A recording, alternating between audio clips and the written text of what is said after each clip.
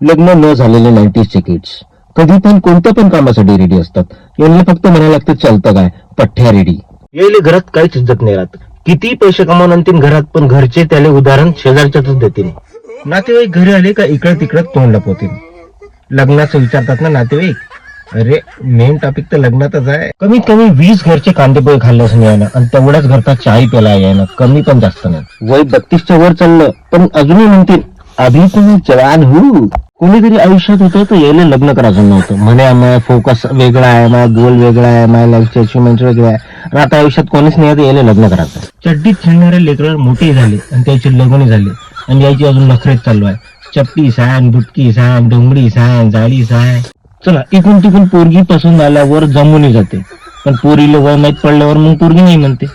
पहिले हे एरियातले दादा होते, आता काका झाले, आणि त्यातले काही जण मामाही झाले. अर्ज किया है हर पेड़ पर फूल नहीं खिलते, और ज्यादा पुरानी चीजों को भंगार वाले भी नहीं लेते.